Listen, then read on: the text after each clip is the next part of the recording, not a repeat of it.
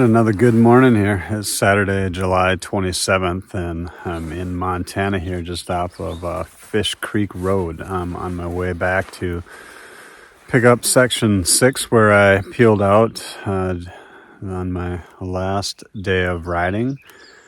So right now I'm camped about 30 miles north of Wallace on Devil's Elbow Campground. That's not Devil's Anus Campground. Devil's Elbow Campground. So anyway, so I rode from there down, picked up the interstate down into Montana, and then cut off on this Fish Creek Road. That'll take me back down to Highway 12 just west of Lolo Hot Springs. Then I'll ride the highway back up to where I cut out at Saddle Camp, and then pick up Section 6 up through Pierce, and then from there, Section 7 back to Wallace, and then depending on how late it is, maybe do a little bit of Section 8 up to my camp, or just, take the paved road right back to my camp if it's getting kind of late. So just a gorgeous morning. Chilly though. I mean, went from 107 or 108 or whatever it was in southern Utah to it was in the 40s when I started out here this morning, and I think it's warmed up to, 50 maybe. It's chilly though. Definitely, taking a break here, eating my breakfast and letting the heat back into my fingertips and whatnot. But just a quintessential little Montana area going along this creek. Just the fishermen out early here this morning, and just a beautiful area. I'll show you here, like back over my shoulder. Just a little meadow, and then same thing on this side. Great morning for riding.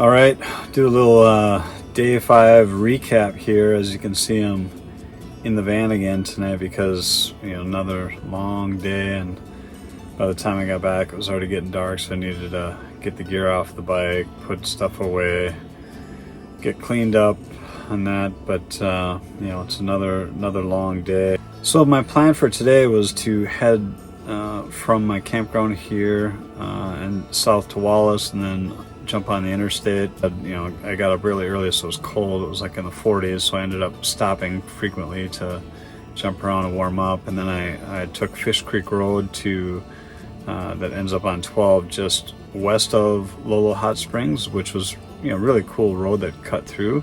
But it was slow going. A lot of fishermen out early in the morning. So that took a bit of time, and then my plan was to gas up at the Loxa Lodge. But when I got there, my reserve just came on, so that means on my bike, I got probably another at least 40 miles. I can make it, maybe more. But anyway, just started to light up as I rolled into there, but they had no gas because they'd been without power since Wednesday night when the storm hit. Today is Saturday, so tough for the people there. They closed all the campgrounds except for one.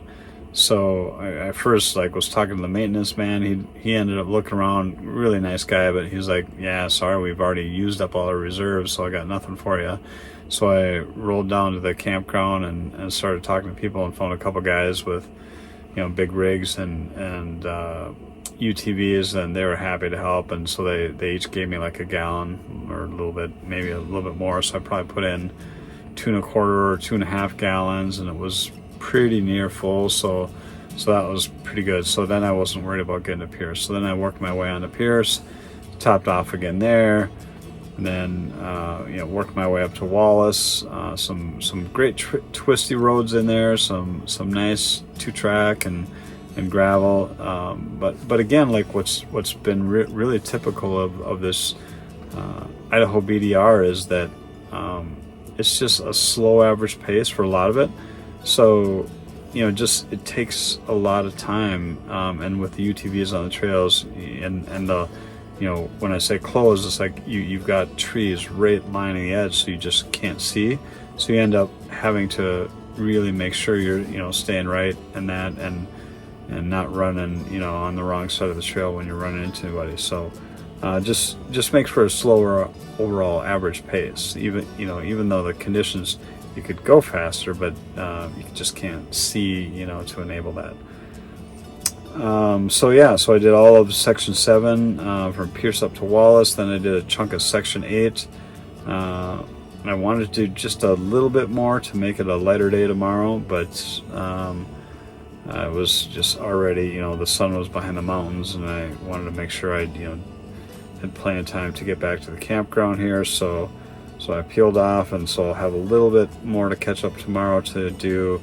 Probably the better part of section 8, and then the last section 9 up to Canada. But good thing is that looking at the map, be able to do quite a bit of highway on the way back. So hopefully it won't be a near as long a day, because these have been long days the way I planned this out. So definitely I would have preferred to have it broken up into a little bit shorter days, but it just kind of that's the way my schedule and things worked out. But overall, it was a lot of miles today, like 452 miles. But because it was on the interstate and then on Highway 12 for a bit, a lot of those are pretty easy miles. So definitely not as hard today, even though I went a little, a couple more miles. So that's the wrap for day 5. Final day of riding, day 6. My total's over 2,000 miles on the bike already. So this is quite the lengthy BDR. So all right, see you tomorrow.